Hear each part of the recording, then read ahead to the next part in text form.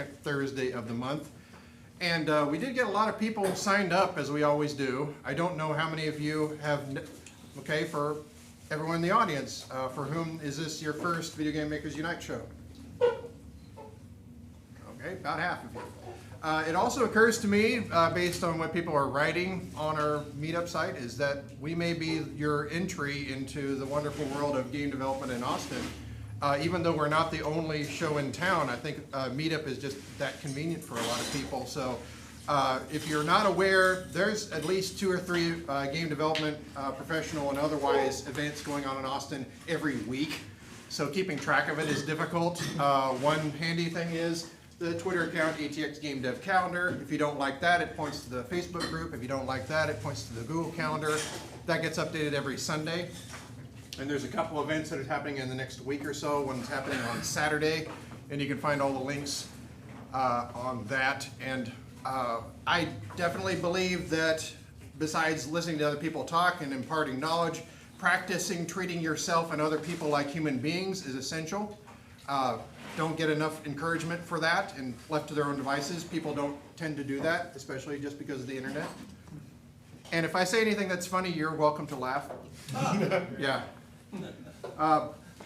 But one thing that we haven't done in a while, because we haven't done the show in a while, is talk about the job haves and job have-nots. So we'll start on this side of the room, front to back, and then back to front. If you are looking for a job, be prepared to identify yourself by either, what's that? It's that kind of crowd, John. It's that kind of crowd. How about this one? This side. Okay, start in the back to the front. Keith Gorman. I am a generalist designer, but strengths in monetization, narrative, and level design, especially in Unreal 4. Very good. Alex Chad, I do sound, VO, and composing. Just seeing what's new in the world. If you have websites and or business cards, be prepared to say that you do that. I have business cards. All right. All right. I'm Garrett Hale, C++ programmer, game making, website's grt.us. Soon to be the next cohort student at Hopkins Institute at the end of the month. I'll talk to people about that if you want to hear it too. Rachel. Yeah, I'm Rachel Lang. I'm just moved here. I'm UX concept art UI. Website, business cards? Yes, I have a website. I don't have business cards with me, but I can write things fast, as fast as I can draw them almost, and I can write it down for you. Thank you. First lesson, have business cards for networking events. Now you know.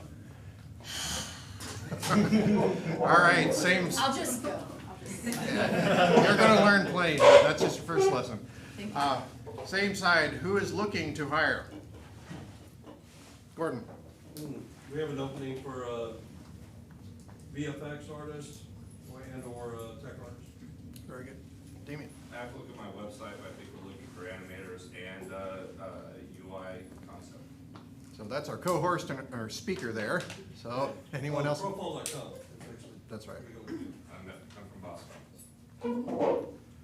You'll hear more about both of those. Any on this side of the room looking to hire? So everyone here just here to listen and to absorb knowledge. Well, we'll have that for at least the next hour and a half. I guess now would be a good time to introduce the speaker. Again, people are probably going to be coming in through the door. Just be aware of that.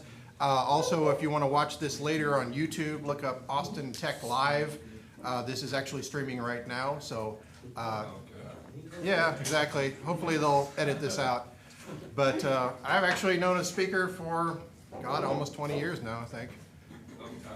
Yeah, well, UO2 was in development in 1999, so he's been in Austin for all that time, which is quite an accomplishment all by itself, and mostly employed during that time. And we also didn't give him the topic. He's actually been working on this for the better part of a month. We didn't give any ideas to the junior senator from Missouri either.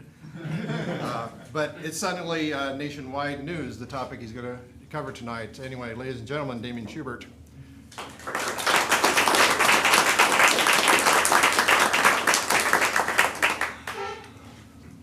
Hi. Hi, Damion. How's it going? Quick show of hands. Who here is a student? Okay, who here is a working developer? Okay. Who here is here because they're interested in figuring out how to make games that make more money. Who here believes that loot boxes are evil? Who here raised their hand to both of those?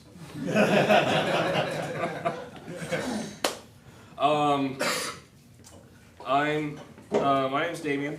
I've been a designer for 20 years, and most of my career I have been working in MMOs, so mostly working about social design, in-game economic design, and then recently I decided that I'd like to ship games in a shorter amount of time than 5 years, and I started working on mobile games.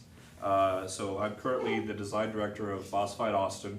The only game that we've shipped so far is a game called Dungeon Boss. I have a game in development here at Austin, original IP, that we're working on now. Dungeon Boss is a hero collecting game. You basically build squads of heroes and you fight. Most of my monetization experience comes from that, as well as Star Wars: The Old Republic, where I was in charge of the free-to-play conversion.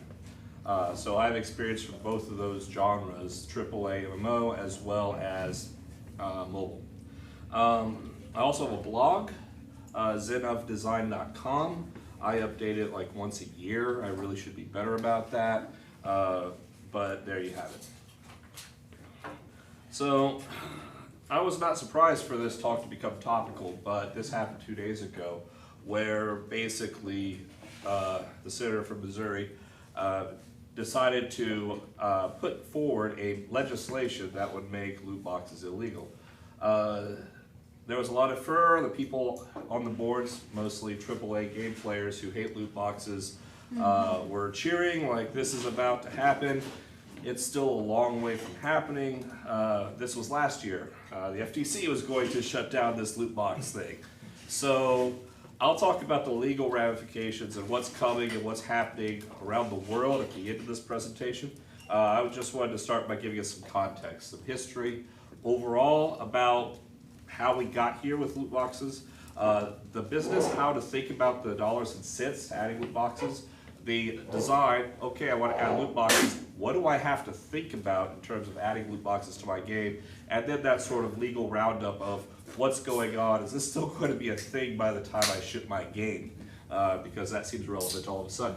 So let's start with the definition of loot boxes. What I consider a loot box for the purpose of this discussion is pretty much any purchasable collection of random game bits that players can purchase to a scalable degree. So purchasable, it's not a treasure chest in Diablo, it's a treasure chest that you go to the treasure chest shop and you buy. Random means you don't know what you're going to get, and so you might have to buy more than one in order to get the thing that you want. And then scalable means you could buy 0 or close to 0 of them, or you could spend $10,000, whatever that max number is. So Magic the Gathering, there's a minimum spend to have a playable deck. And then there's Mr. Suitcase, who has every card in existence, and sadly I'm very close to being that guy.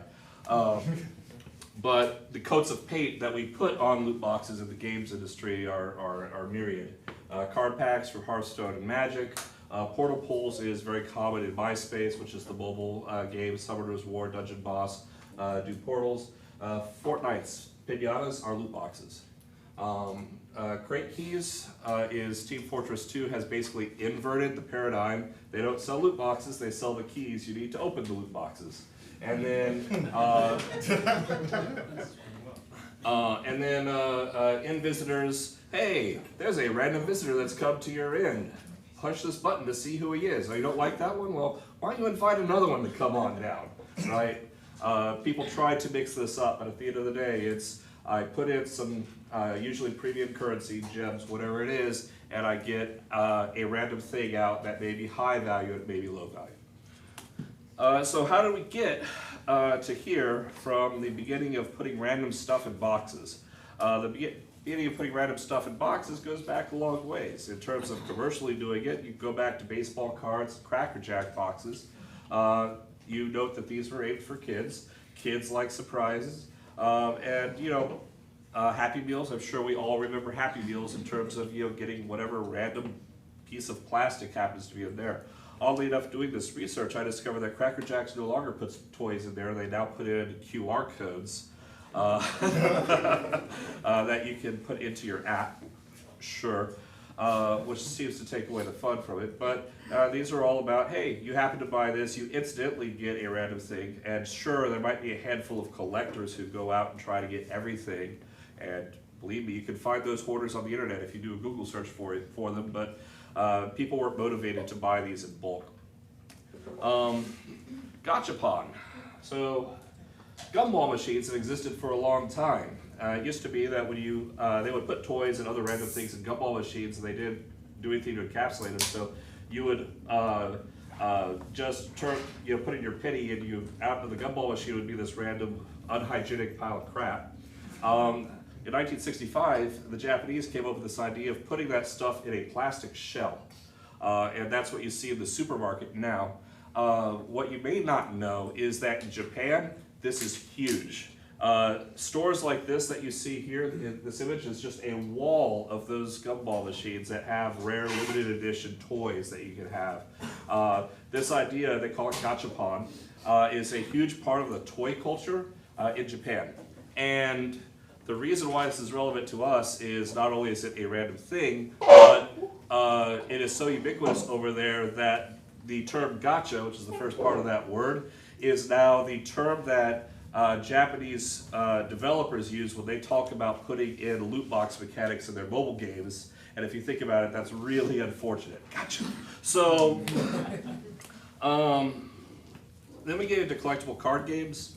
Magic the Gathering is the grandfather of this. Pokemon and Yu-Gi-Oh! Both are the second, third most successful games. They appeal to a much younger and a slightly younger demographic. Magic is notable for introducing the concept of rarity as a game concept. And when Richard Garfield invented the game, he was expecting players to all buy a deck, 2 decks, a deck and 5 or 6 booster packs. He was not prepared for people to break the game by going out and buying cases of Magic cards. And they had to do things like introduce rules so you could only have 4 of each card inside the deck at a time. But honestly, what we consider random game components really comes from Magic the Gathering. It's the grandfather of all these things. And when you think about it, when you talk about the criticisms of loot boxes, any criticisms that you could possibly apply to loot boxes really should be applied to collectible card games as well. Interesting when you think about that debate. We've also had a whole bunch of other collectible physical games out there. HeroClix is you get a random action figure basically. Dice Masters, I've tried playing this, it's a mess to me. I always have to look back and forth to the card, but hey, if you like custom dice, they're really cool dice. Pogs was a collectible thing. The Pogs themselves had no game value, but players were trying to have really cool, unique images on the Pog. So these are all things that were big. Shortly in that period of time after Magic proved that collectability could be a thing in the physical world. So then you go into digital. While this is all going on, Korea had a problem. So around the same time that Ultima Online got big, a game called Lineage got big in Asia. And much like here, a whole bunch of clones opened up overnight. Unlike here, all of those clones were 2D. So here, we had EverQuest, Asheron's Call, eventually World of Warcraft. They were expensive to make, and the bar to entry into this market that was coming out was really high. Over there, people were basically making 2D sprite crawler games, and the time to market was relatively fast, and there were 1 million of them.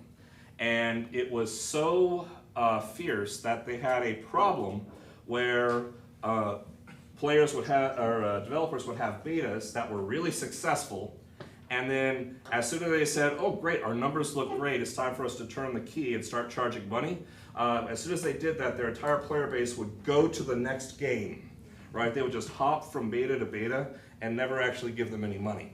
So what happened is that these developers started to look at, okay, we need to figure out how to extract money from our customers without leaving beta. And that is really the birth of what we know as free-to-play microtransaction gaming. It was imported from Korea primarily through kids games. Maple Story kind of led the way, but even then there were other games that were doing it, started to do it first. Habbo Hotel, RuneScape were coming in. Habbo Hotel, RuneScape are both more European games. And then Wizard 101 deserves a mention because it was the first American-built one of these, which was actually done by Kingsile here in town, by his partner. And it is a free-to-play, loot box-oriented game. Free-to-play is really appealing to kids, people making kids games, not so much because you can fleece kids, but because kids don't have credit cards. And previous to that, MMOs were all subscription-based games, and you had to put in a subscription credit card in order to be able to play the game at all. It's worth noting that I have found personally that there's a gap in the understanding of free-to-play monetization loot boxes between kids who were born in this generation and kids who are born in mine. Like, everybody in my generation thinks of subscriptions as the only way to play MMOs. Kids from that generation, WoW is the only subscription-based game, right? Dungeons and Dragons Online, Lord of the Rings Online, the game I worked on, Star Wars and the Old Republic, all went free-to-play. And then Guild Wars and Elder Scrolls went with just sell the initial box, but use free-to-play mechanics after that. You know, this is where I come in. Star Wars: The Old Republic went free-to-play after a struggling launch. It probably saved the game in terms of how well it did. It was an enormous success for the company, and I can't go into the specifics, but a huge hunk of that money was from cartel crates, I think they were called, which were loot boxes, mostly selling cosmetics. MMOs do very well selling cosmetics. While this is going on, one of the underlooked games in this is FIFA Ultimate Team. So in 2009 they introduced it. It was basically a little team manager card collecting game. In the first year it did almost nothing, and then every year after that it got bigger and bigger, and now it's huge. And if you want to know why EA tries to shove microtransactions and loot boxes into every game, it's because of this. It's an enormous success. Numbers I saw from 2017 is across all their sports titles, $800 million a year. FIFA had a lot of interesting innovations for the time. One of the things that they do that's a really cheap content reuse trick that I can't believe I don't see more in mobile is they will sell foil versions of the same card that have a slightly better score. So if you have, to use football terms, if you have Emmitt Smith and he has a score of 89, there is a chance you'll get Emmitt Smith foil version with a score of 91. They would also do things like have tournaments with team restrictions. Hey, the tournament this week has a big prize, but you can only field redheads, right? So if you don't have a team of good redheads, you have to go and get a team of redheads.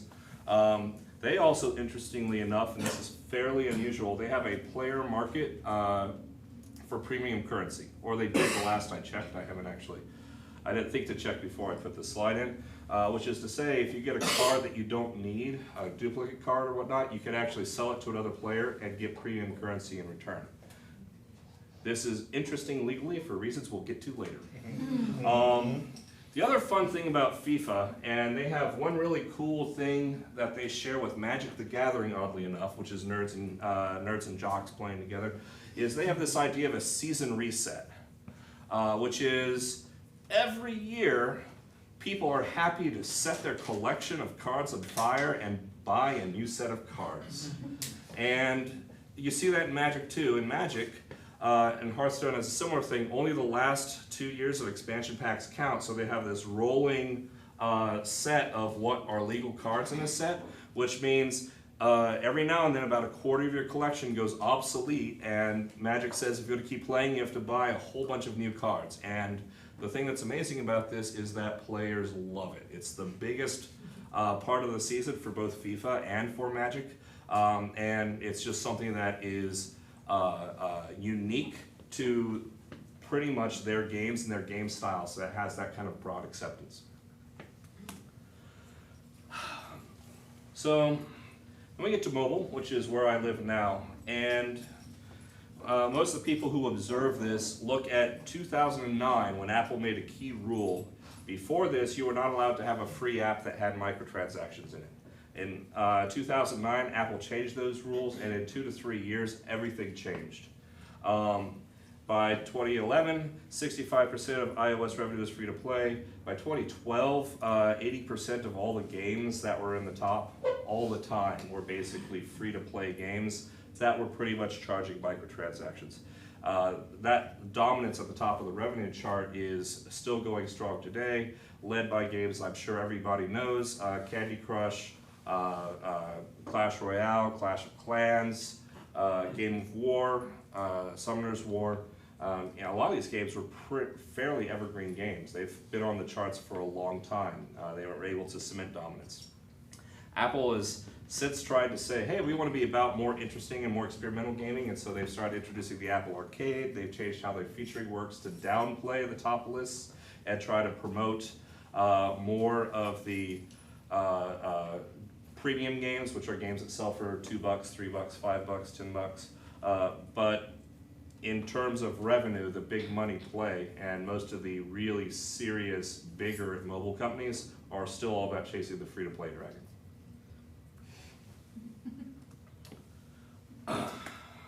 In, 2016, Overwatch came out, and it was not the first premium game that had loot boxes in it, but it is the one that sort of ignited the debate the most because it was probably the biggest one. It was actually pretty successful. It focused on cosmetics, and so it was, and they're also very generous about giving away loot boxes for free, very generous about letting you use dusted stuff, cards that are duplicates in order to buy the stuff that you want and target the stuff. Still got a ton of criticism because you paid $60 for the box, you're going to charge me loot boxes too. That would sort of be a precursor for the next 2-3 years, and that really blew up the most in 2018, where we had just a entire cadre of publishers doing clown shoes bullshit that just pissed off everybody. Battlefront 2 had the Darth Vader unlock thing where you could grind for 100 hours to unlock Darth Vader, or if you're lucky, you could get him in a loot box, which everybody just took as you could get him in a loot box. And honestly, working in mobile games, I was sitting there going, you grind for 100 hours, that seems fair. Activision, players who do things like watch patent boards discover that Activision had actually patented the ability to manipulate matchmaking in order to encourage loot box purchasing, whatever that means. And then Middle-earth: Shadows of War basically had one ending that was supposedly only accessible if you purchased loot box stuff. I'm not even sure the mechanics of it, I just know that everybody's really ticked off on it. Middle-earth and Battlefront have both backpedaled to some degree. Shadows of War has taken out all their microtransaction stuff since then. And part of the lesson has been single-player games and loot boxes really don't work well. And Shadows of War was a single-player game where they tried to add a multiplayer layer that nobody really was interested in. So, where are we now? On one hand, Jedi: The Fallen Order included no loot boxes as part of their initial launch announcement, and everybody went, yay, that's awesome, no loot boxes. Screw you. And on the other hand, Apex Legends is EA's surprise hit of the year. I think in their earnings call they announced they made $30 to $40 million since they launched in December, which is a really nice tidy amount of money. And the funny thing about that is that both games are made by the same developer and published by the same publisher. So the answer is, where are we? That's where we are. The real answer is loot boxes are right for some games, loot boxes are way wrong for other games. As a general rule, AAA gamers don't like loot boxes. However, I want to stress there are a lot more Candy Crush players than there are Call of Duty players, right? When you think about loot boxes and whether or not, there are a lot more people playing loot box games happily than not. And so it is very easy for you to see what is on Twitter and the anger and the kerfuffle and think that it amounts to all your customers. for some games and for some genres it does, but don't forget the people who play your games who aren't on Twitter. Let's talk about the business side of this. I want to talk about free to play the most because really, that's where I have the most expertise, but honestly, why loot boxes make sense mostly comes from free to play. And the general gist of it is that when you make a game in this day and age, you are facing a lot of free competition. That's not just free games. If you're on the iPhone, all of your competition is free for the most part, but it also includes people can get all their music for free. People can get all of their movies for free if they know where to look on YouTube. Kids these days don't have to pay for anything, and this is when you are competing for their attention, which is what you're doing, trying to get a foothold inside of their on their device, on their PC, on their console. You're competing with all of that. That being said, free-to-play games, there are a lot of misconceptions about free-to-play games. A lot of people think that free-to-play games fleece everybody. Very, very small number of people spend money in classic free-to-play games. The old Zynga games, you remember Mafia Wars and all of those? 2% conversion rate was considered pretty good in those days. So that means of all the people who ever played a lot of those Zynga games, only 2% ever spent a dime. For most people, the people who free-to-play means free-to-play. They play the game for free, and the experience that presents itself for free is the experience that they're going to see. As one good example, Candy Crush, whoever was the creative director at King at the time, gave a speech where he said that 70% of the people who finished the last level of Candy Crush never spent any money. And I have gotten roadblocked in Candy Crush many, many times. There are places where it gets hard. There are places where clearly their designers were trying to say, dude, spend a buck. But for 70% of the people, not spending was a point of pride to them, right? It was like, no, I am not going to bow down to your demands that I get 5 more turns or whatever. And the people who run Candy Crush King, they were fine with that because they still had a good, tidy business. Accepting that most of your players are free in any free-to-play economy is a cornerstone of thinking about it the right way. And honestly, I like this. I'm a big hippie. I really like the idea that I'm giving away gameplay to 90% of the player base and it's being supported by a handful of rich people with more money than sense. I'm okay with that. But I understand that not every developer feels that way. The other thing about free-to-play games is that people wash out of them quickly.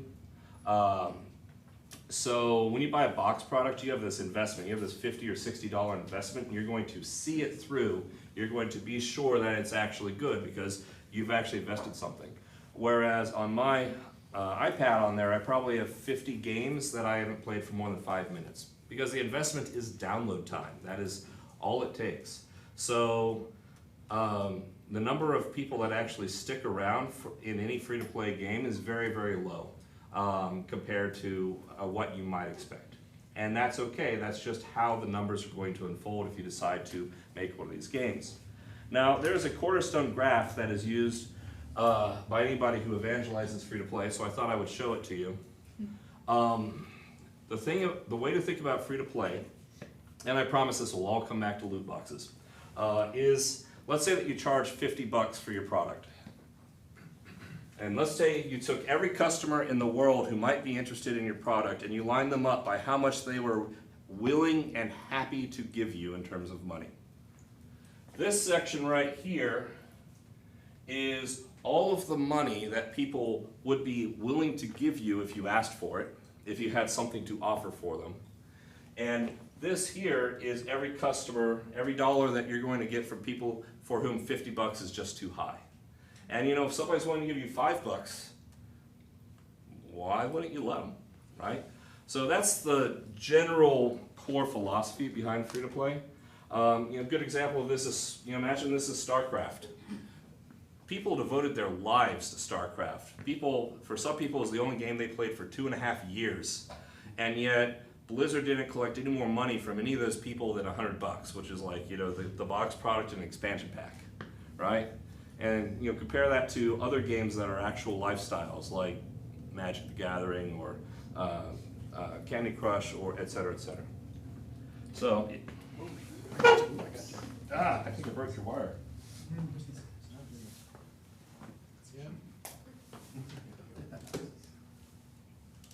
Cool. Yeah, gotta be careful with that. We'll see if we get another one. It's No, kind of we're on. good. You got it. So, Start the slides again. Now you know not to do that again. well, I'm a clumsy person. That's not gonna work. I don't know how. Sorry about this. Why don't you guys go get a beer? Yeah. For everyone who came in late, we have pizza too. Don't let it get cold. I'm gonna swallow it.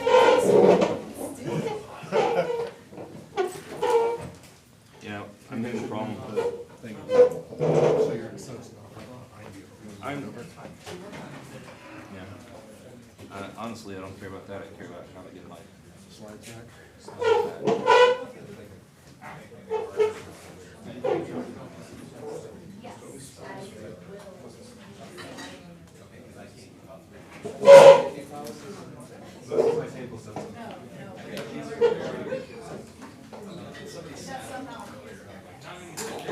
Yeah, came back. I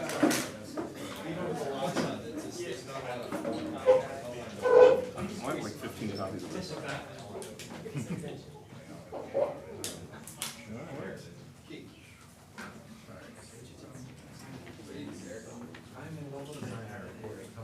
Everyone having fun? Yay. All right, we're back.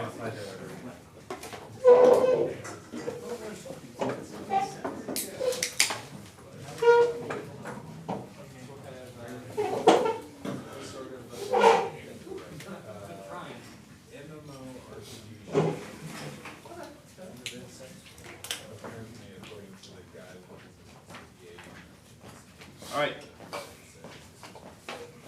So everybody read beer. We're good. Okay.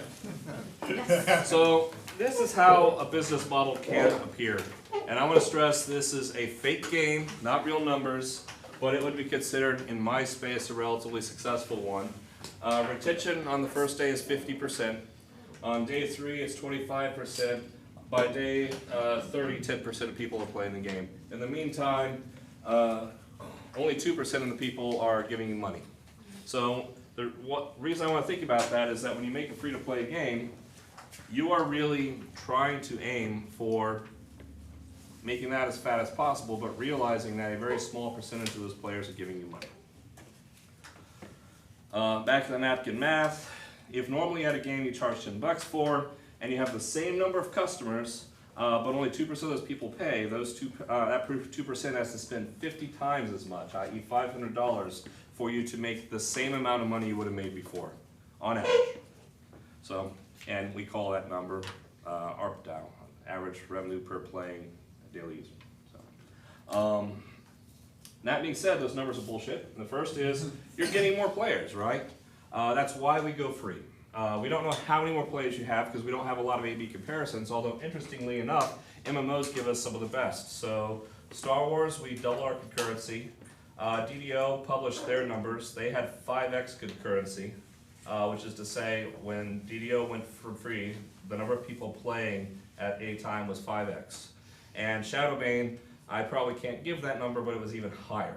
So we know that going free to play can have a staggering increase on the number of people that are poured into the front, and that's kind of why you do it. The second caveat is that our conversions have generally been getting better. We've been finding new tactics, we've been finding places where players are more willing to spend.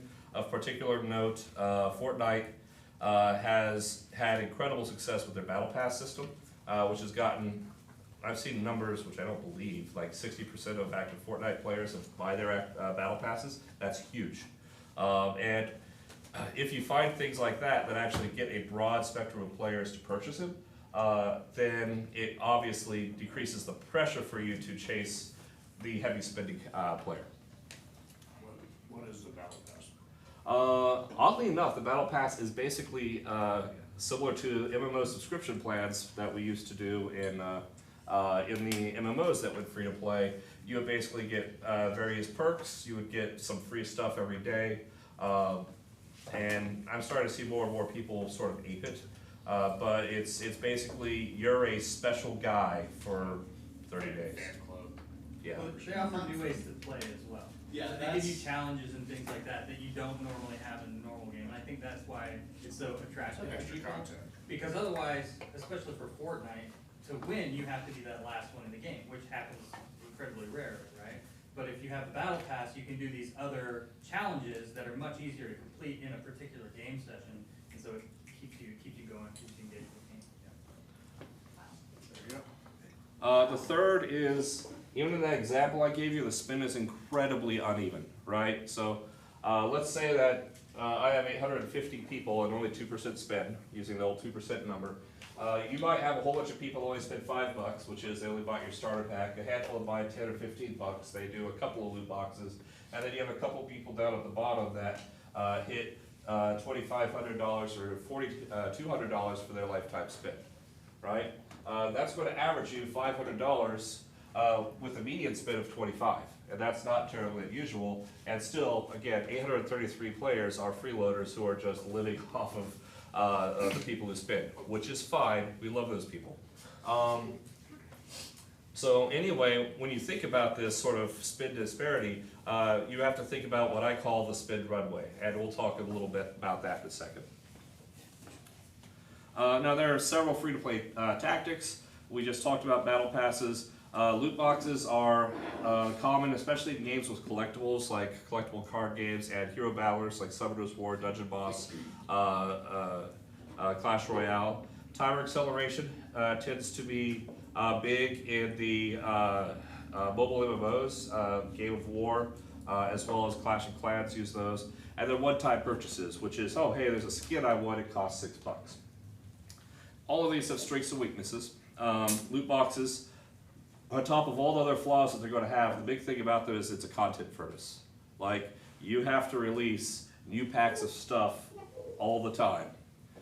If you have a drought of new stuff coming out, then people are going to notice that they're going to get bored. Timer acceleration only works with social pressure. It's a race. You're racing. If you're not racing anybody, if the race isn't compelling, there's no reason for you to accelerate that time. And one-time purchases, battle passes both have the problem of, you know, when a new Overwatch loot box comes out, it actually hits PC Gamer and Kotaku as, you know, being exciting.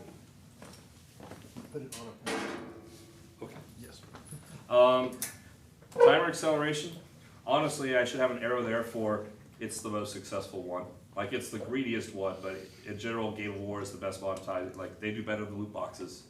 And then the other two are perceived as fair. They're of all the monetization ones, they're the ones that players have been like, okay, we can deal with that. And that's important to keep in mind.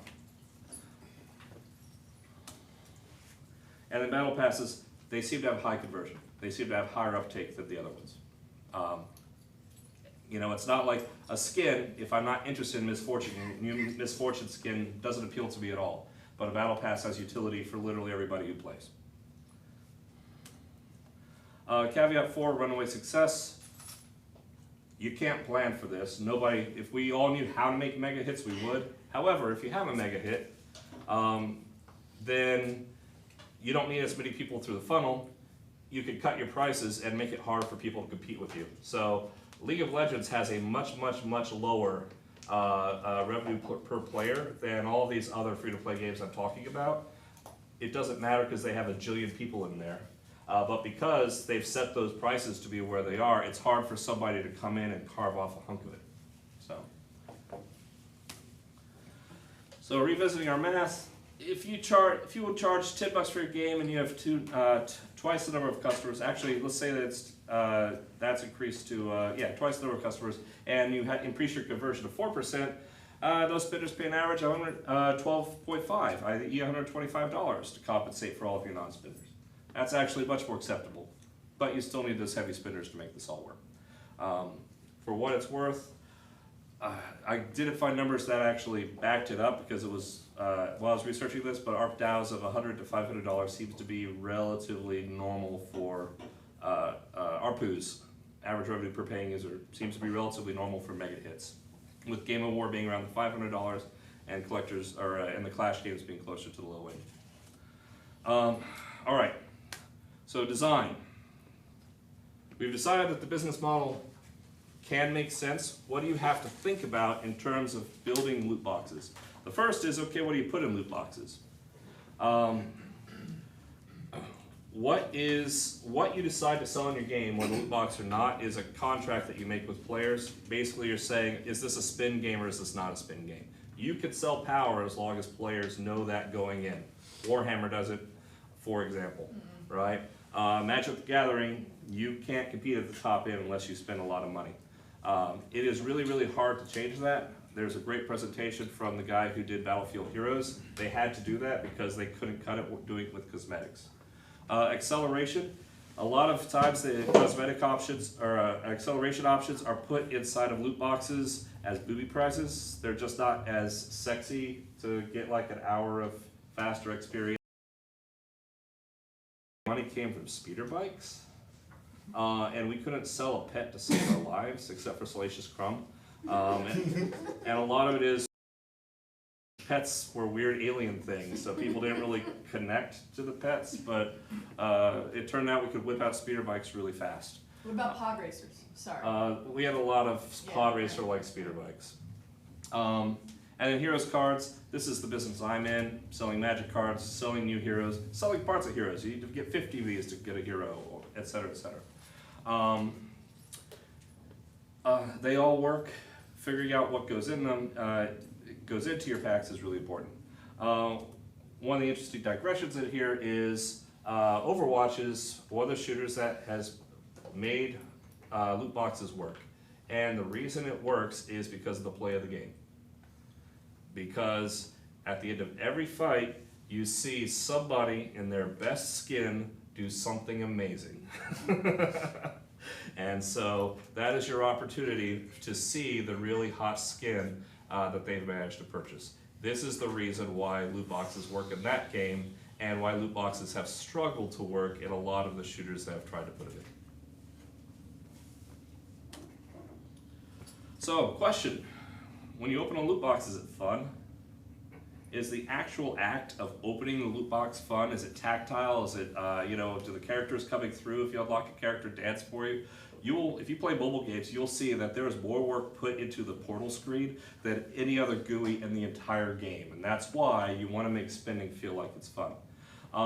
Is the best loot really exciting? What is the best loot? What is that white lightsaber crystal? What is that, 5-star hero? When people get that, is it something that motivates them, it makes them feel good about the money they spent? And then on the flip side, what is a bad pool? What's your booby prize? So we shipped Dungeon Boss. Our booby prize was like gold and potions, which are the most worthless things in the game. And so it was like spitting in your face for actually giving us $3. Don't do that. Like actually think about what trash is, because people have to justify if they're going to pool again. What's your duplicate strategy? So this is a game called Empires and Puzzles, and this poor sucker got the Hero of the Month 10 times. In some games that would be good, depending on your advancement structure. A lot of games, in this particular game, it's not great. A call from Alvin, Texas.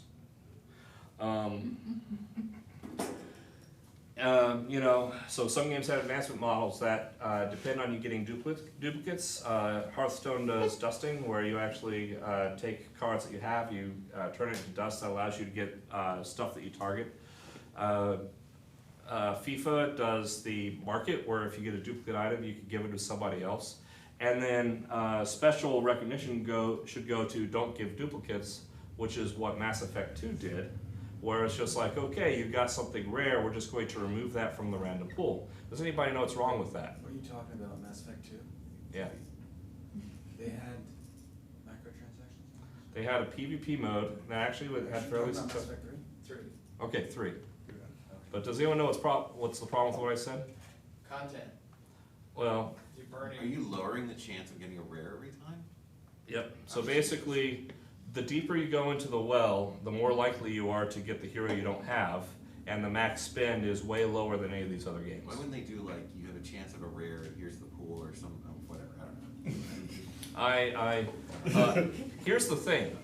On one hand, it was incredibly sticky because the more you spent, the more likely you were to get the thing that you want, right? Whereas in most games, you have no control or steerage at all. But on the other hand, it meant that there was an absolute maximum to how much anybody was ever going to spend in that game. So they were never going to hit that $4,000 number, for better or for worse. So you just have to factor that into what kind of game you want to be. Pity mechanics. So random is random. And I can't tell you how many times I've had to try to explain to programmers like Stefan, no, I don't want random.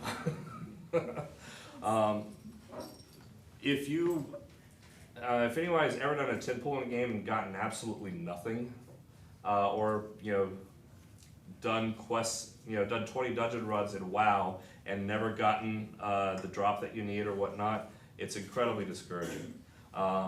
Given that you don't want to discourage people at the moment that they're giving you money, are there things that you do to mitigate that? So what a lot of the hero collectors do, and this is AFK Arena, is they'll have a meter for every time you do a pull, you get closer on this meter, and once you get to 100, we're just going to give you a purple card. So no matter what, after 100 pulls, you're going to give a purple card. And 100 is really high for that number. Most of the games I see have it like at 12 or 15 or something like that. A lot of games do, hey, anytime you do a 10 pull, we'll give you a free pull, or we'll guarantee that one of those pulls is a purple. Hearthstone has long rumored but never verified pity mechanics, where every time you do a pull, and if it's not a legendary, they will up the odds that that legendary will drop under the scene. So all of these things are things that are worth thinking about, because yeah, you want people, at the end of the day, yes, you want people to spend money, but you want people to feel good about spending the money.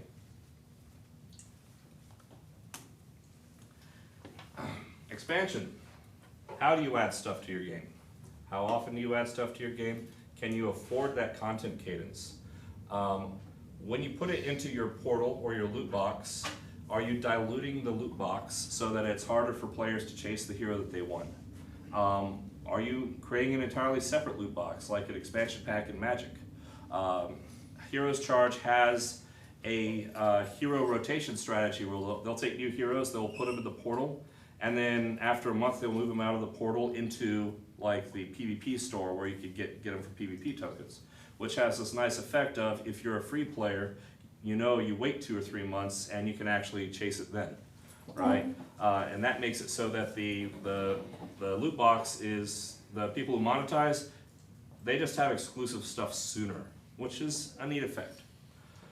And then, the other thing is, how do you manage the excitement factor? So getting new heroes in the genre I'm in, Future Fight is one of these with Marvel characters, is the most exciting thing. People are legitimately excited about it. The longer the droughts you have between hero drops, the more likely somebody's going to wander off and find something else to do.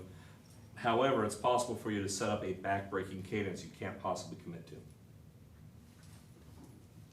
And then spin runway. How much money can people spend in your game? Like, I had that example of $4,000. What is that? So somebody mathematically figured out, and I have no idea if it's correct, that if you were to start with nothing and try to buy everything in Clash of Clans, you can max out your base for $17,000. Huh. Right? $17,000 would be nothing in an Asian game. I'll let you know that right now. But people who, for example, want to collect everything, how much does it cost for them to do so? You're not expecting everyone to do it, but you're hoping a couple people do. Are there mechanics that actually encourage them to? And something that's often overlooked, how annoying is it to be that guy? And by that I mean, how annoying is it for you to click through 100 open pack animations. So you'll notice a lot of these games have special animation sets so that you can open 10 at a time very, very fast. Because, hey, if what you care about is the heavy spenders, let's be sure that life is fun, easy, and convenient for them. After everything I've said, is it still fun to play your game for free? 90 to 98% of your players are playing for free, right? Free is why your game is viral. Free is why your game has a wide net. Free acts as your free trial. And your game is only truly viral if when I tell you, hey, you want to check this game out, it's awesome. If I could follow up with, oh, and it's free too, it doesn't cost you anything, that's way, way more powerful. So can people actually have a good time in your game for free? One of the most common things that I see, although most people are better about now, is being too aggressive to monetize too early in a game. Really scares people off. You don't want to actually ask people for money until they've decided, yeah, your game is worth emotionally committing to on some level. And is there a grind path? Is there a way for you to chase the things that are in loot boxes for time by waiting?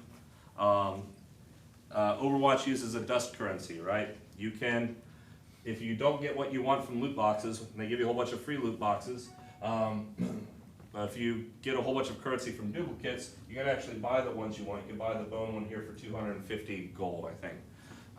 So they have a path for you to get most, not all, but most of the things just from for non-spenders. And that is actually surprisingly important to how people talk about your game. It feels a lot less pay to win if players can see a way that they could get through it without spending. Now, the way to go through it without spending may be rough. It may be, for example, I don't know, 100 hours to unlock Darth Vader. But if there is one there, unless you're Battlefront, generally players are much more accepting of the concept of loot boxes and other monetization tricks. Safeguards.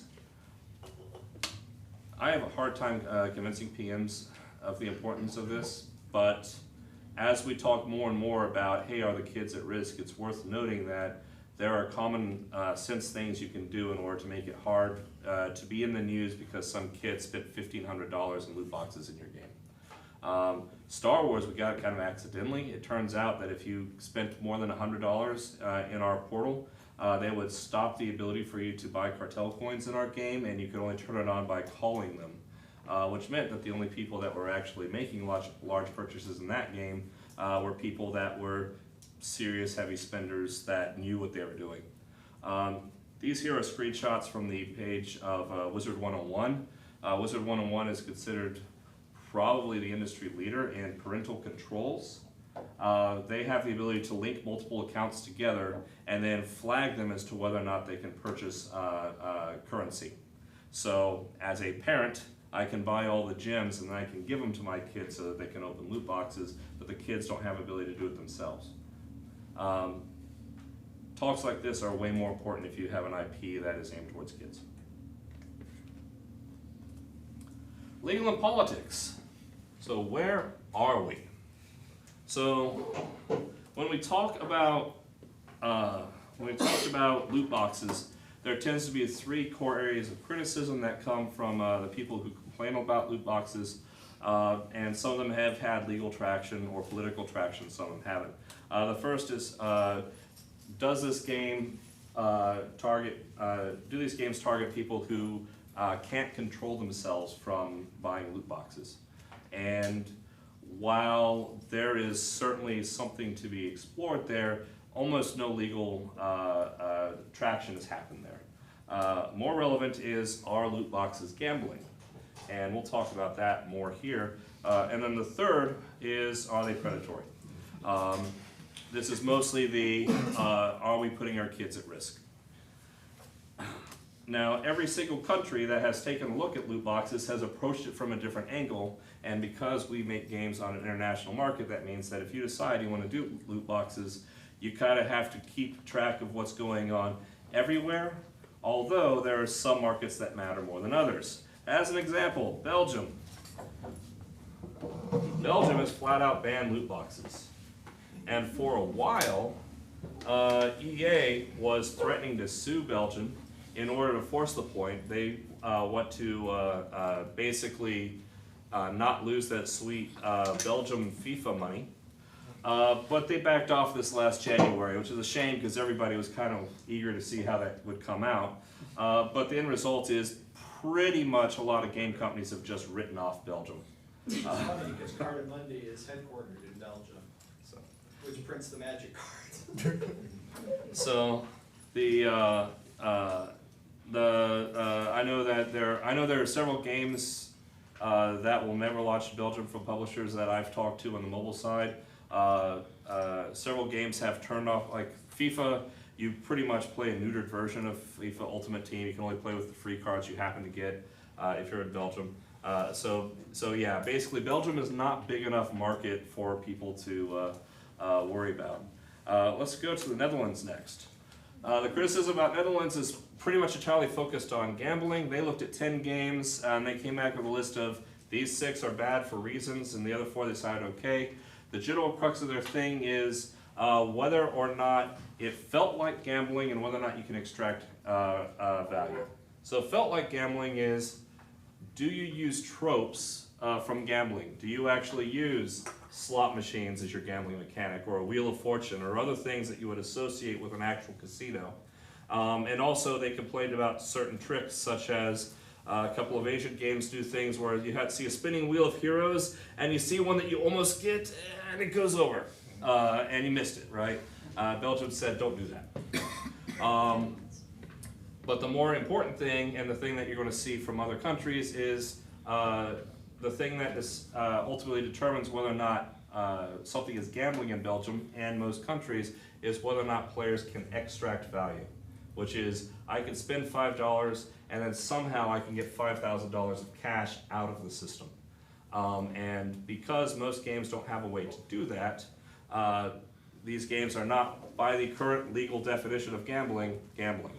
That being said, if you're wondering why Valve doesn't allow you to trade certain kinds of assets in the Netherlands, that's why. They turned off some of those things in wake of this particular ruling.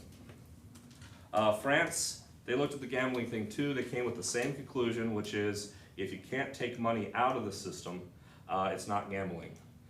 They seem to have more eager critics that might want to change those rules, and so we'll have to keep an eye on that. The other thing I'll say about the whole extract value is this is something that MMO people have known for a while. It's one of the reasons why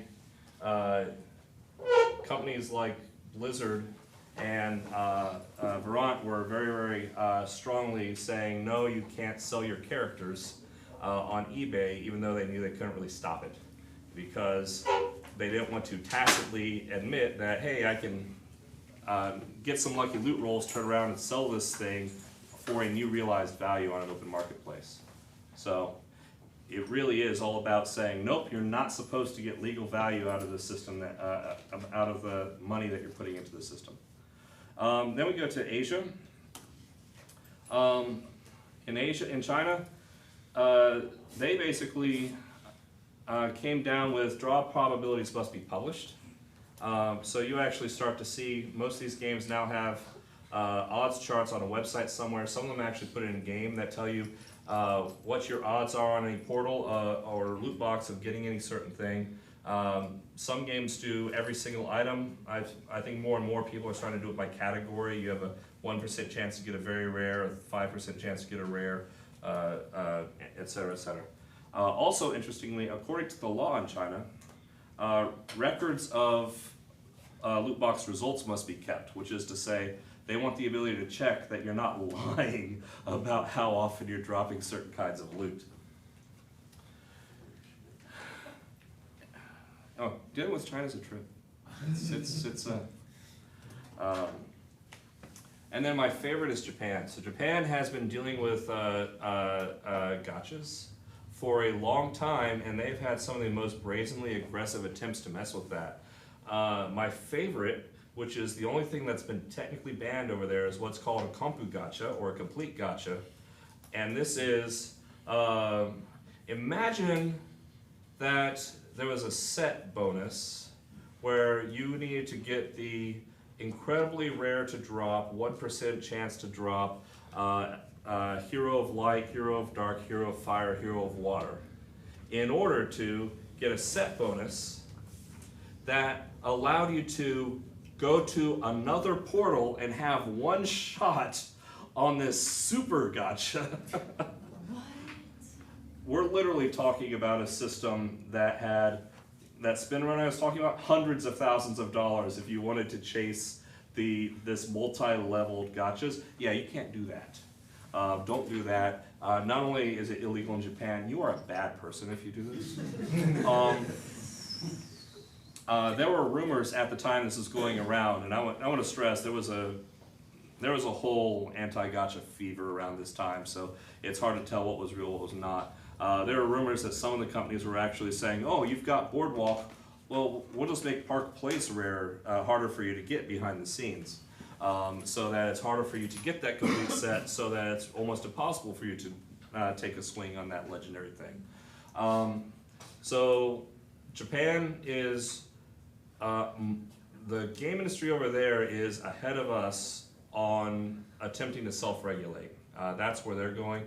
Honestly, I think that's where we're going to be in the next year. I'm already starting to hear noise about it here in the States. But in Japan, the industry has suggested self-regulating guidelines on how rare something can be in a gacha. Something in only, like, if a gacha pool costs $3, you should be able to get anything in the portal for $300. There's a reasonable band of how rare something can be.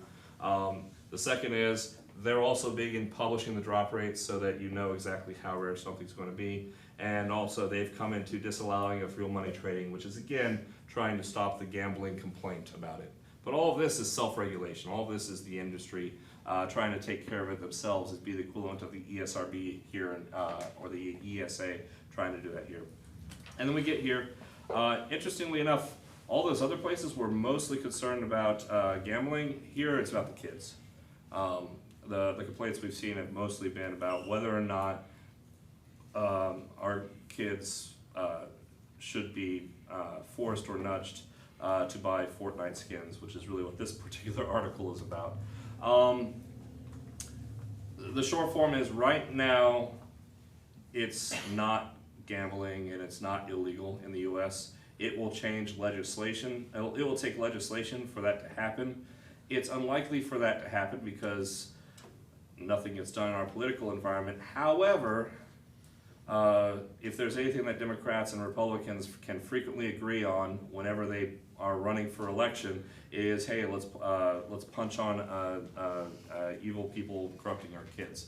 So there's always a chance for a swerve, and that is why I predict that the industry is going to start trying to propose rules for loot boxes inside of the US probably in the next year. I've actually already talked to some people who are trying to make it happen. So conclusions. Loot boxes are under legal scrutiny, but they're probably here to stay. If you think about it, even if the US were to ban them tomorrow, they're still wildly successful in most of the world. As long as you have a worldwide presence, they may still make sense. I mean, gosh, no one misses Belgium that much, really. That being said, stay away, in particular for the gambling complaints, stay away from being able to extract value, stay away from gambling motifs in general. Keep in mind that loot boxes are unpopular with hardcore gamers, but a lot of the rest of the people don't mind. A lot of people value having access to free gaming, and if this is a way for them to be able to play games for free, then they're okay with a subset of the population funding it for them. And then last but not least, loot boxes are a commitment to a content furnace. How you generate content, how often you do, whether or not your studio can sustain that, are all questions that you should actually sit down and plan. You can't just think about what you're going to ship with. if you decide that you want to pursue a loot box strategy, you have to think about what players are seeing month 1, month 2, month 3, month 4, whether or not that's competitive, whether or not that's going to maintain excitement, and whether or not it's going to break your studio if you actually pursue it.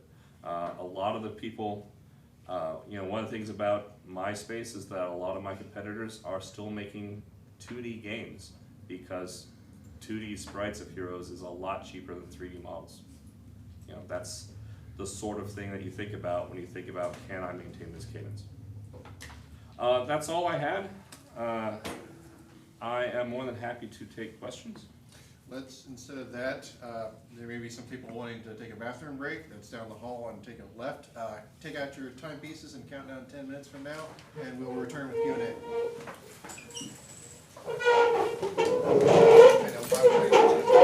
Huh? I would like to use the restroom.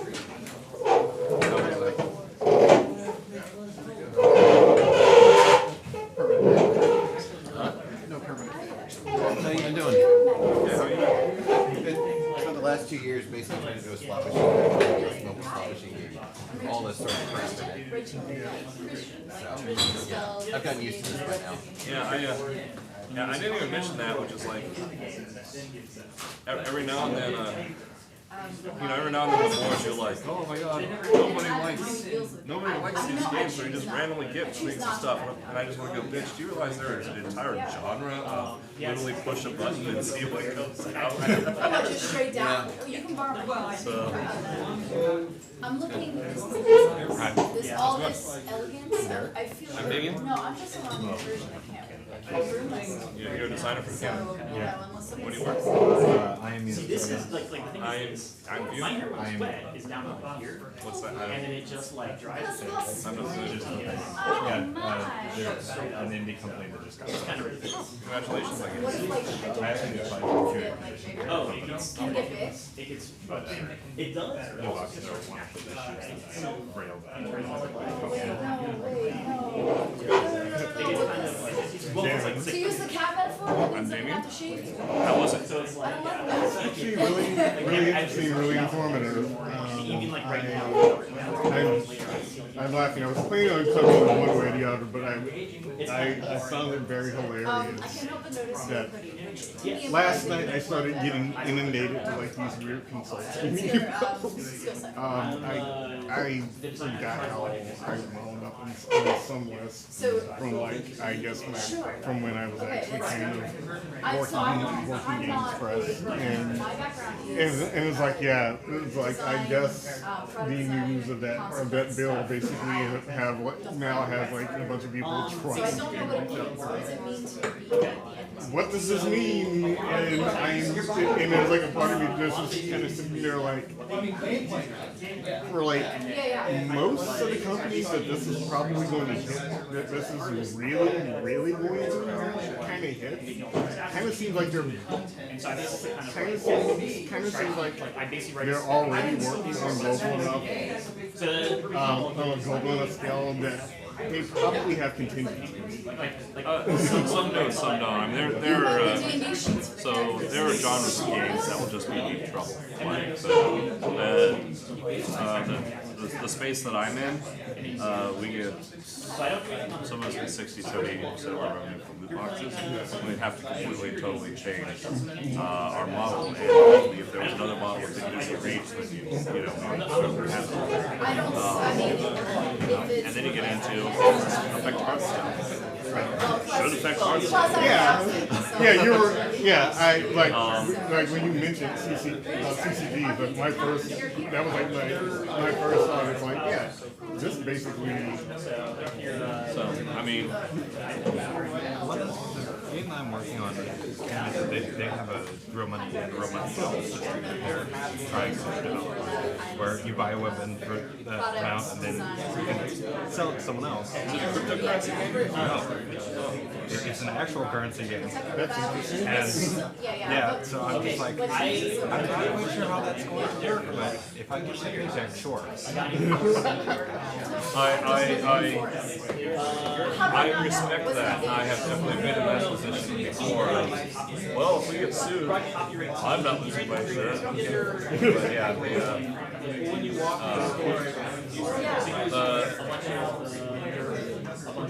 Honestly, it depends on how great. First off, it depends on how big. Nobody's sitting. I've been there for a while. No offense, My only but career. they're people get sued are going to be the full-time CEAs and That's so, that's where I did so many, I did look at people with different times. but yeah, but if you're talking but honestly, it's been a lot of I fury and thunder and that's, I met, yeah, that's what about when I left. honestly, it's not interesting because there's a wave of cryptocurrencies that are coming out that are very interesting and they will just avoid extracting value because the entire pitch for those games is, hey, it'd be really cool if you can extract some value from your community. Right? So,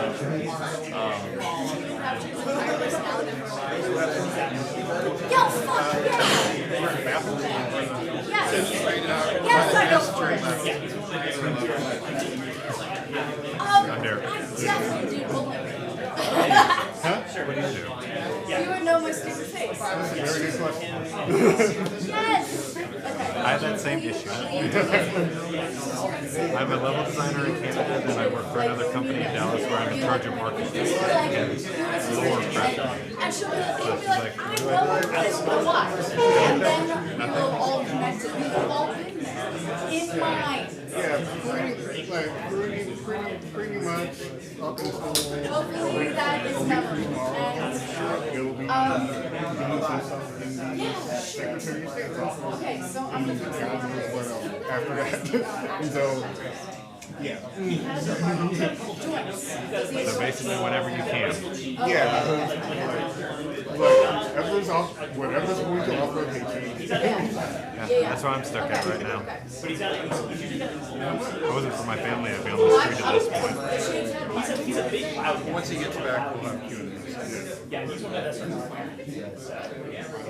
I am lucky that there were people like that when I was working there. Otherwise, I would have been destroyed. I would have just corporate life would have smashed me. You know, this is what if you want to have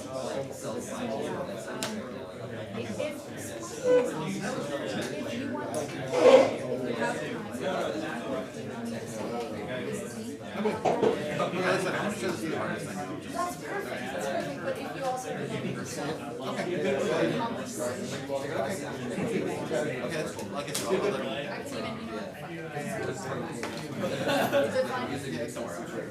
Like I said, It's I'm right. gonna look the artist. Yeah, just tell them like, I need advice. Don't ask for anything.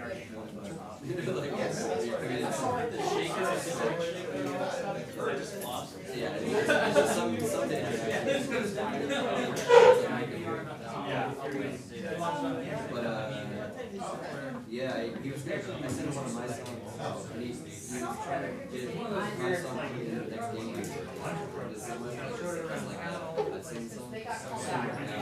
All right, so a couple things that I forgot to tell everyone.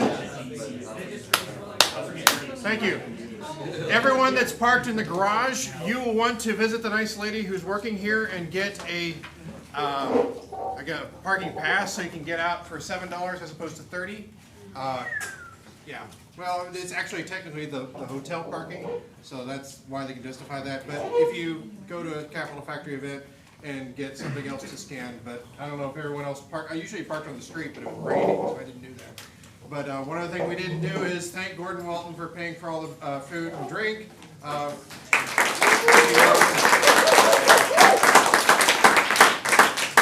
And now, back to Damion and questions.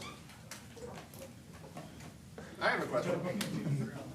So, is there a lobbying effort right now on the part of like US game developers to try to change these laws? there are lobbying groups, but I think they're still trying to rally their horses. The group, the person that I talked to was the ESA, and they. So I know there's people there that are spearheading it, but I think they're still circling the wagons. Good question. Yeah, well, you kind of hinted at that, but I mean, you've been in MMOs, as you said, so you're not, you've been pretty used to disgruntled players. But I'm interested in how loot boxes in particular, or at least the impression of that, is messing with the implied contract between the developer and the player. I mean, when it gets to the point where it's about, can you play anything fun at all without spending extra money than you expected to spend?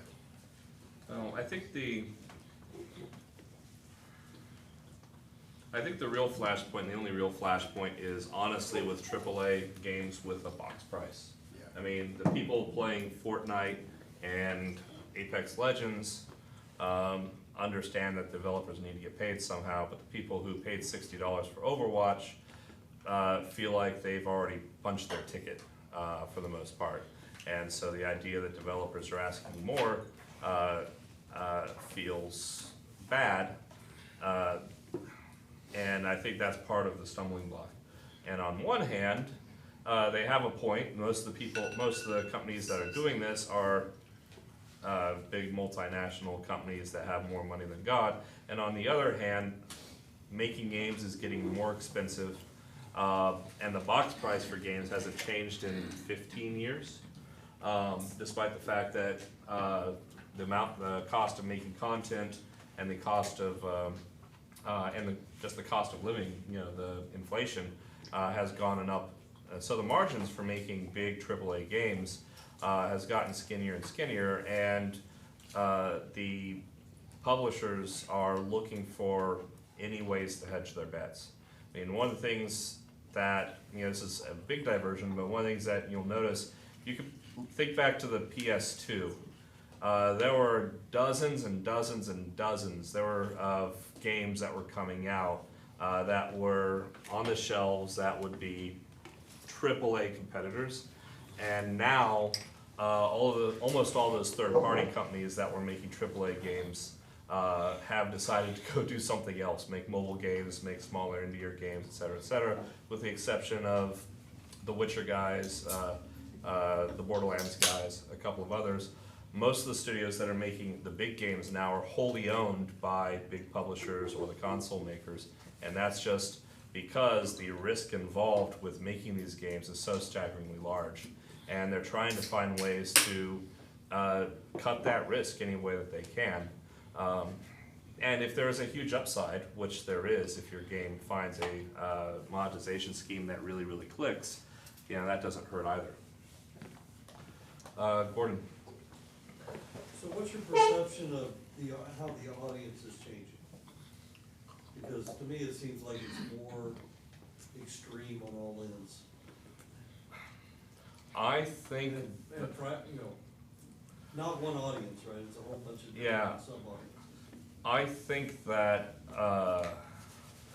that the only place where it's really, really contentious is actually, well, there are two places that are contentious. The first is around AAA games with a $60 box price. The other place is Fortnite, and that's just because parents are always concerned when all the kids seem to be doing something at the same time. But the kids playing Fortnite are mostly happy. So really most of the anger from players is around that. And unfortunately, I think we're just hitting this this thing where the alternative, unless somebody can figure out another way to get more than $60 out of the average customer for those games, the price of those games are going to go up if they decide that loot boxes aren't the way to go. And I'm glad I don't do AAA anymore. It seems like just a freight train is heading towards that entire space. Well, is it really just a backlash against the giant companies, or is it more to it? Backlash against the Giant companies. I think that it is, well, part of the reason it seems like a backlash to the giant companies is that the giant companies are the only ones that can make AAA games right now. So, that being said, Randy Pitchford. It's a giant company making a AAA game. Yeah. It just happened to be free to play. That being said, Randy Pitchford recently said something that sounded kind of like there might maybe be loot boxes, even though he said it wasn't. And you know, people got their pitchforks. Pittsburgh out. said a Well, lot of stuff lately. He's been on a tear, so. Yeah. Well, it was Game Informer did the report, and he said, "Why are you screwing me?" So- Come on, Yeah. game company exec speaks, lips are moving, must be lying, you know this. Yeah. So yeah, it's I think that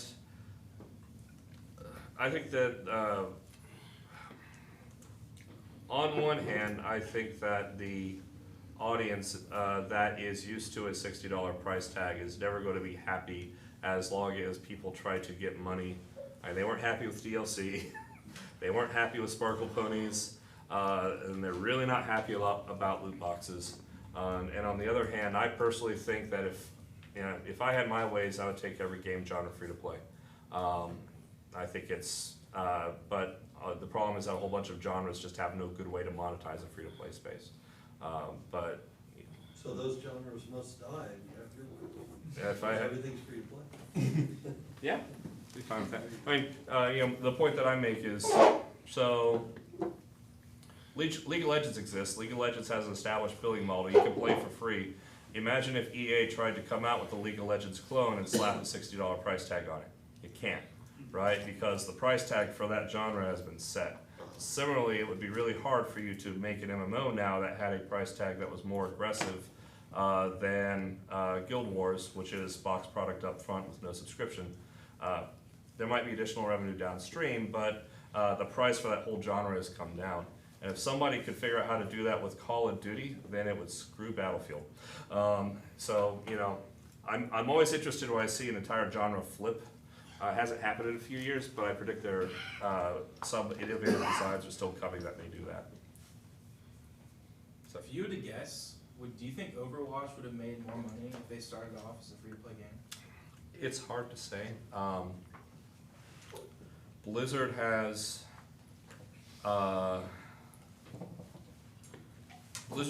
a sterling record of people buy their games sight unseen. Like it's one of those things where the adoption for that particular game was always going to be really, really high. But a lot of kids that don't have credit cards. Man, there are a lot of kids that don't have credit cards. And, you know, now that I'm a parent, I understand, oh, I would much rather see if my kid likes the demo version of a game before I buy him that than go to the store and spend $60 on something that he may never play for more than 5 minutes. And, you know, that's a whole set of psychology that I think that people miss when they think about the free-to-play debate. It's not real. It's about letting kids play. It's not necessarily about monetizing the kids as much as it is about broadening the market as much as possible. You may not be able to answer this, but I'm wondering about basically how you value things, time versus money, in terms of that, how you set up your system. So it's like, well, if it costs to take 100 hours to get here, it's going to be worth this much in these kinds of boxes. And there's a lot. I assume you're all A/B testing. Is this all secret information, or are there resources about how you would actually go about setting up rarities, costs versus grind time, things of that nature, to actually have a system that works? I can tell you that we definitely use a formula that starts with time is money, that we use as the starting place for everything. And I can tell you that most of the bigger mobile companies literally have guys called product managers that figuring that out is their entire job. And I can tell you that they, on one hand, they like to copy each other a lot, and on the other hand, it's also a place where it feels like they're reinventing the wheel all the time. So there is no shared resource, but there's a lot of tribal knowledge. That's the part. That's what I've been spending time working on one of these things for the last couple of years, and the point is, it was always anyway. It doesn't matter. It was tribal knowledge is my point. That's what I was wondering about. If there's actually people who've actually gone in depth about how they do this outside of that. So. And product managers, as a general rule, you know, their job's kind of butt with designers because designers are pushing the fun, and these guys, their job is to push the money. But you know, designers also want to be the ones that do crazy new innovative things, and PMs tend to want to say, hey, that game does it kind of like this, let's not stray too far from that. And you try to find a balance between those worldviews.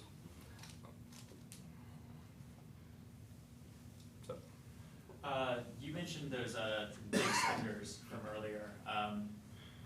Does Boss Fight ever like reach out to those so-called whales, like when they're thinking about implementing like game design choices? Not, yes, but not in a systematic way. On Star Wars: The Old Republic, we absolutely did. We gave them their own message board, and they, there were like 25 of them, and they talked to people. There's another EA game, I forget what it was, but it was a little webby thing. I'm really not sure how they got owned by EA. They must have gotten bought. I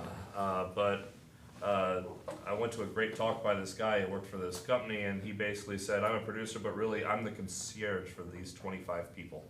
And all I do is anything they want.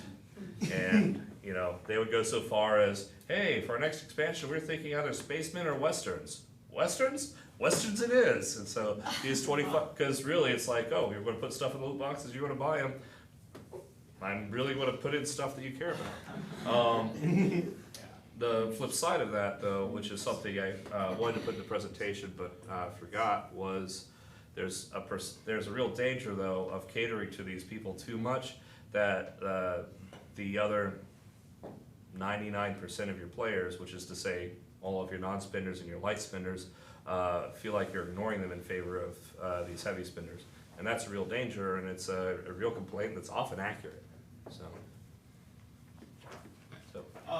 In terms of loot boxes, just at the specific loot box mechanic, not monetization in general, it feels to me anyway, kind of like the design has plateaued. Like that, it's basically you have a thing, you push a button, some stuff happens, things pop out.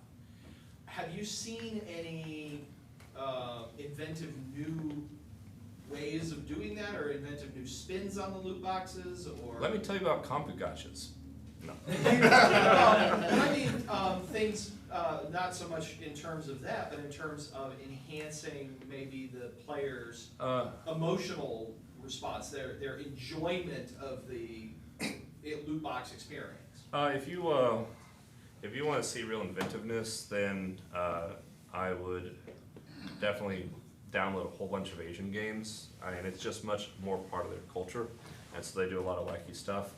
One of the favorites that I saw, I don't even remember the game, but it would give you basically would start off, like if you do a 10 pull, it would allow you to spend a number of gems to do that 10 pull all over, right? So it's like, oh, I only got one purple card, maybe I'll get lucky. And so instead of spending for another 10 pull, you just spend 100 and you just reset those cards, and that seems to be pretty popular, and it feels cheaper, but it gets people engaged with it, and it gives you a little bit of steerage as well. I love the golden pinata in Fortnite. That's just one of the best things ever. So in Fortnite, the loot boxes, you break a pinata and stuff comes out, but like there's a 10% chance where you hit the pinata and it turns gold, and you're just like, oh, it's a better pinata. And then there's a 10% chance you hit it again and it changes another color, and it's like, holy crap, this is going to be amazing. And that's just marvelous. It's pure joy. And one of the things that people forget is that opening Happy Meals is fun, and opening magic packs is fun. Like the actual act of seeing what you get is like Christmas. And so, hopefully your game, if you do loot boxes, they can inspire that much joy, because if they don't, then the stuff you have isn't good enough, or the process you have isn't good enough to merit all of the trouble and the effort and the grief that's going to take to put it in. Is it better to have lots of crappy loot boxes, or like fewer really good ones, or is there some happy medium in between?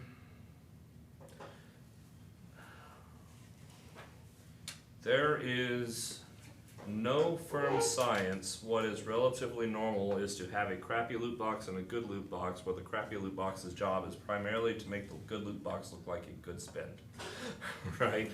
I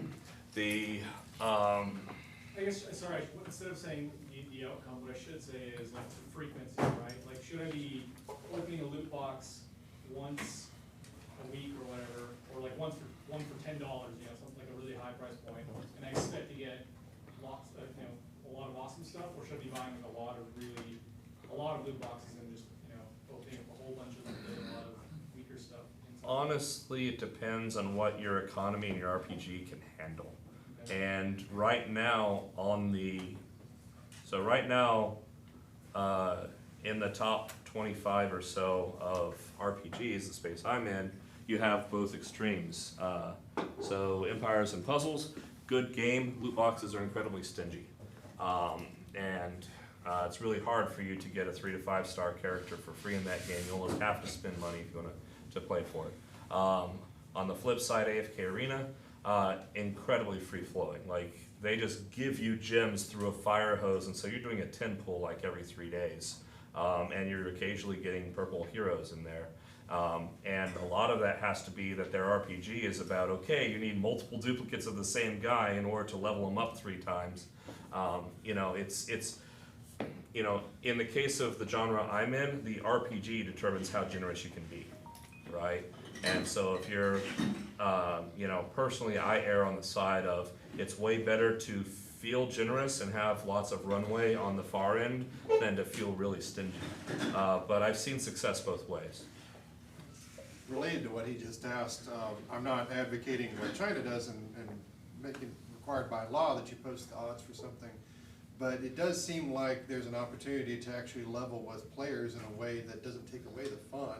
It doesn't seem like players should just wonder about what my odds are. And that's not the fun part. The fun part is opening the Happy Meal and see what you get. Yeah, I mean, not to use a gambling analogy because not gambling, but slot machines still do fine, and they publish the odds on every fucking machine, right? Yeah, they just say how loose. That's the word they can use. But yeah, you're seeing more and more games actually have the rate schedule, at least at the category, in there, and finding it doesn't hurt. I've talked to one developer who works on games. I talked about the pity mechanic where you get more and more likely to get a legendary, and they discovered that informing players of the odds actually made that mechanic really sticky because, originally you only had a 1% chance to get a legendary. This goes outside of monetization. I'm actually in favor of if you are ashamed of players knowing how your game works, it's probably not a good design anyway. So I'm in favor personally of showing as much information as we feel comfortable showing, but not everybody shares that philosophy. So I actually have no problem with the Chinese rule, and I think it's going to be normal because I don't know if I mentioned this, Apple's made that a rule too. It's one of those rules that they don't check unless you get too big, which is pretty standard for Apple rules. But yeah, it's and China is such a big market. You'd be stupid not to do this one little thing anyway. So, do you think Fortnite or God of War sells more consoles? Like, do you think consoles would exist if first-party companies didn't make like $60? Parents buy consoles, not kids. There you go. So parents are buying consoles for God of War, and then the kids are playing Fortnite on it. There you go.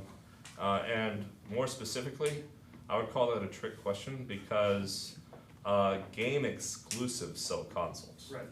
So Spider-Man and God of War sells PlayStations.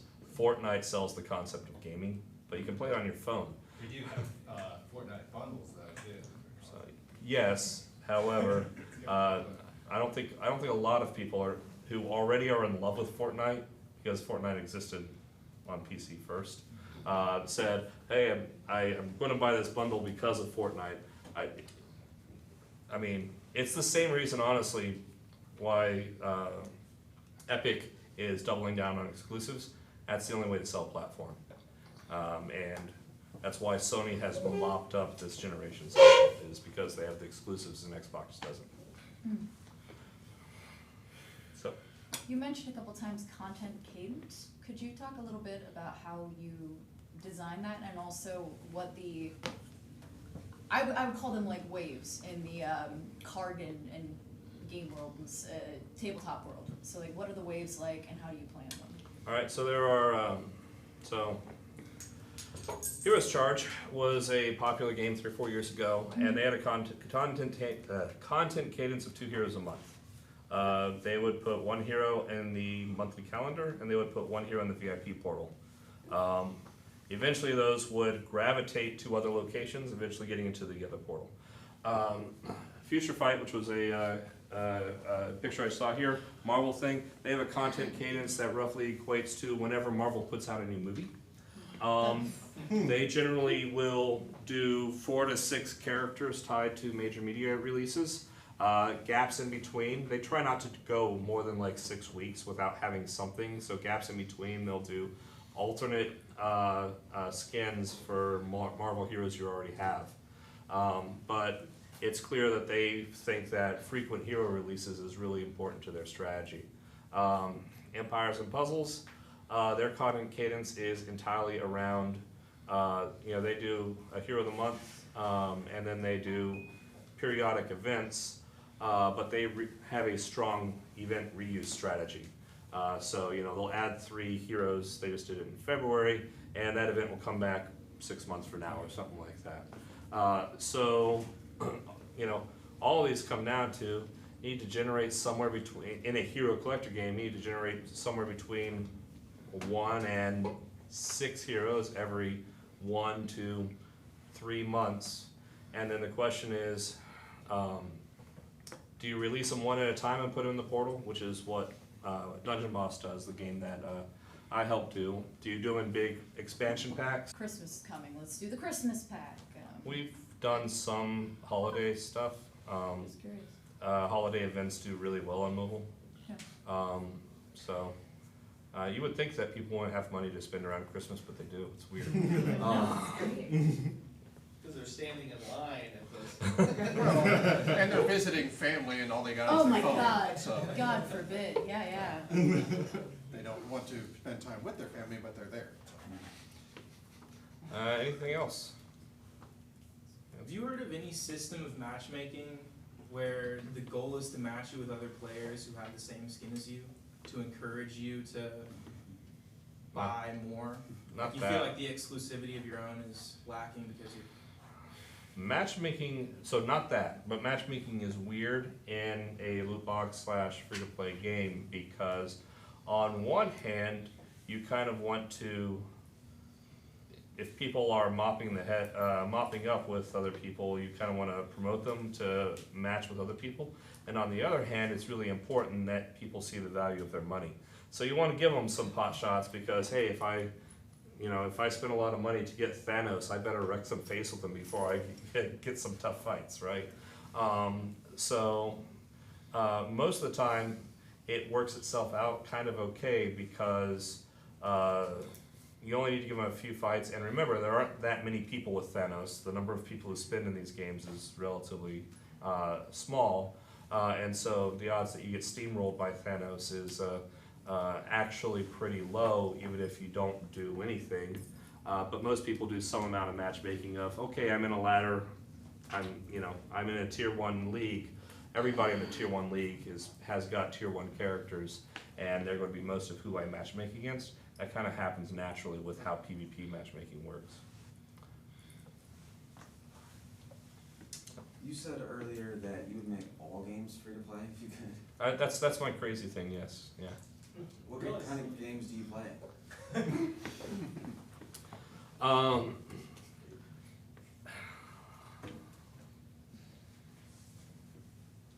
The thing that I like about free to play is that I like having as wide an audience possible play the game. And I like the idea of a handful of patrons supporting it so that kids have access to accessible gameplay. Personally, I play strategy games. I have not figured out how to monetize a hardcore Civilization style game yet. But every single one of these genres that converts over is a real challenge. That being said, arguably, if EA wanted to, they could turn FIFA free to play right now, right? I mean, think about that. They got $800 million a year on the trading card half of that game. How many more people could they have playing FIFA right now? And would that result in more money or less money for them if they were to do that? I don't know. What about story-driven experiences like Fallout, when they just turn it into Fallout 76? Single player experiences is a thing that hasn't been solved yet, but there is actually one free-to-play model that worked pretty well for single player games for a long time. It was called shareware. You know, if you think back to Doom 1, they gave away chapter 1 for free and you had to pay money to get chapters 2 and 3, and eventually 4, I think, right? And everybody loved it. And honestly, if I were to do a single player game and you told me to do it free to play, that's how I would do it. Yeah, but that's a little bit different though, as opposed to having just like loot boxes and stuff like that. I don't mind paying for something like at the content. I didn't say loot boxes, I said free to play. Have access. DLC, or. I think every genre would have its own free to play path if they were all free to play.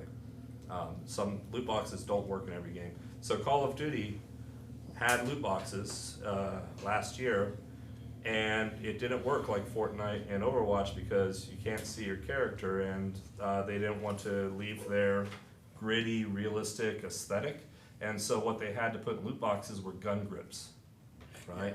So literally, if you watch the loot box videos for it, and granted, the people who are opening these loot boxes are people pissed off at that Activision is doing it, so there's definitely some color commentary, but literally you'd open it up, you like 4 gun grips and an emote animation, because that game design just doesn't have room for better monetization than that out of loot boxes. That's probably not the right model for that game if they were going to go free to play. But I think one probably exists, we just haven't found it yet.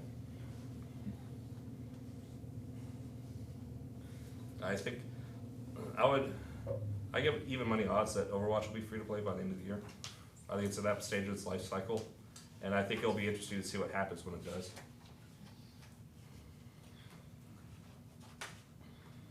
All right, well, we got another 15 minutes to congregate and then we get kicked out, but how about one more hand for Damion Schubert?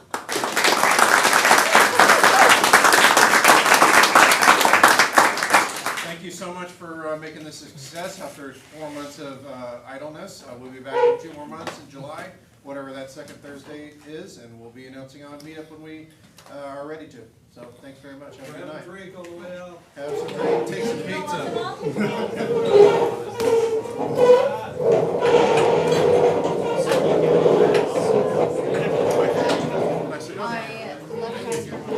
Thank you. Thank you.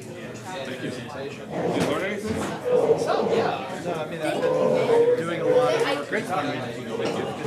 What did you learn? Well, I mean, one of the things one man was places where the loot boxes still make sense.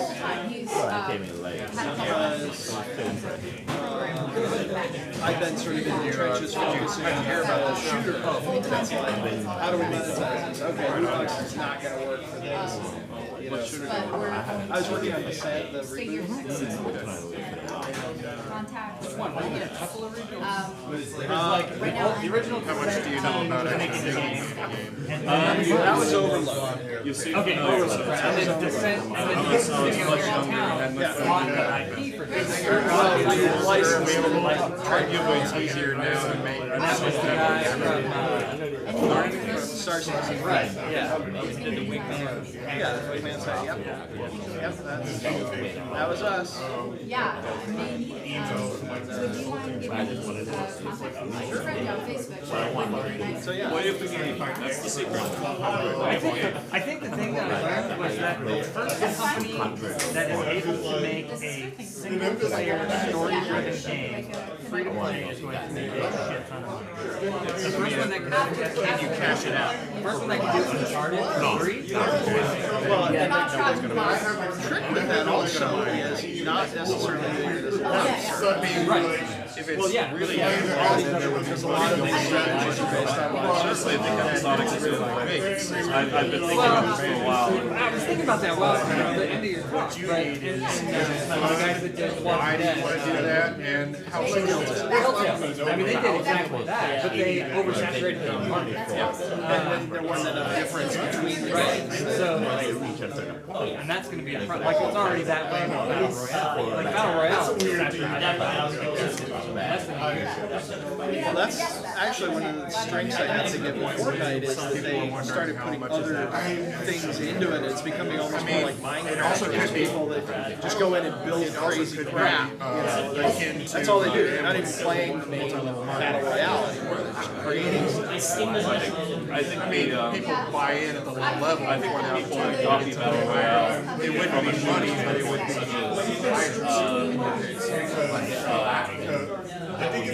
Battlefield and Call of Duty and their various iterations. They're fine. However, but they were $60 games.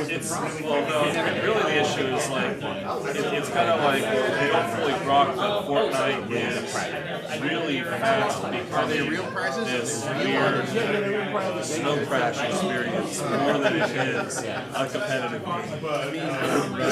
It's just this weird, really random stuff because nobody cares about shooters. Why do they do that? And they used to. It's just like great points. It's a lot like how when you play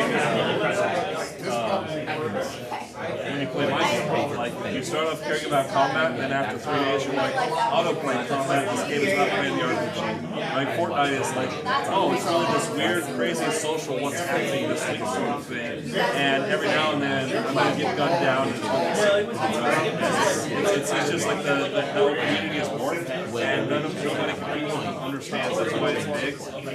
Well, the Rocket event is season 4 shows that difference where you had your real players just standing around watching first place in the PvP game. Like he said, most of the people playing the free-to-play games really don't put any money. You should expect that. That's what conversion is. I know you may have missed that thing. It's actually a really long tail. The game gets more the less chance people are getting. The conversion rate is probably actually doing really well to have 2 to 4% of all your players any money. And some may be putting $5 and some may be putting $5,000. Trying to really push the buying of currency. It probably average out to about $500. But if you have that, then you can take that's considered break even. It's like exaggerated like that, and then you can continue paying real world currency. That's like an inconvenience. Someone's going to look at it as you're running a casino. So the problem with that, and I want to stress, a lot of these games put up by AAA companies like there's so many things out there have something in there because an executive said, you're going to have microtransactions. And developers said, already know how to play, all their friends are playing. So what he's describing is a great example of what I would consider the worst of both worlds. In that it's never going to monetize very well. But it's going to piss everybody off. Are even going to buy it? Right? So it's like on Star Wars. That's what you're talking about. That's where I'm not making this up. I am this bad a person. So if you have a huge volume, then it's fine. You're golden. What can we sell? Because it's in the mouth, and we want to turn it free to play. So you have to have really none of us know compelling gameplay, a really strong first IP, a really smart way of marketing it, and we already have a live player base, right? So you can't upset it costs money to get to it's taking stuff away from them.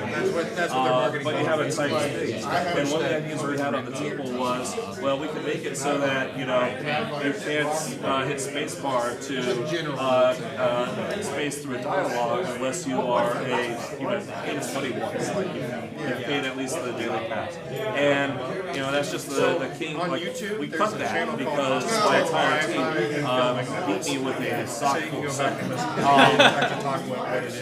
That's a great example of would we have made some money off of that? Sure. Would it have been worth PC Gamer writing stories about how fucking basically like no, right? And so buy it directly. Monetization strategy. It's like okay, money, but you don't know why I spend so much time talking about what is the upside, what is the massive spend that we're going to get for this feature, and is it actually going to pay for all the players, and is it actually going to justify, especially if you're playing with an established brand, people who are pissed off that you've changed how you extract money from them, because even if it's better for them, people like change, right? So ESO and Wizard 101, they kind of followed very similar monetization strategies where they just did all the things. Basically what it was, like, if you were monetizing the old way, like you were paying your monthly subscription, you could still do that and you would get everything. But then if you demonetized yourself and went down to paying for premium currency now or whatever, that's when they pulled back On Star Wars, we basically copied DDO and Lutro, and basically what we did was you give us $10 a month, you get $10 of currency straight up, which the only thing that's got currency that was worth a shit in that game was bullshit. So It was what? loot box rolls, loot boxes. basically. So we basically give you 5 loot boxes a month. We also leveled you up faster, gave you a mount faster, gave you better quick travel, like all of these things that made the experience more convenient. And honestly, one of the things I'm proud about with that whole experience is that we did everything with that and still managed to preserve the 1 to 10 experience for 3 players exactly as we focus tested it and we knew it was really, really sticky. And that model worked really well for us. Yeah, it's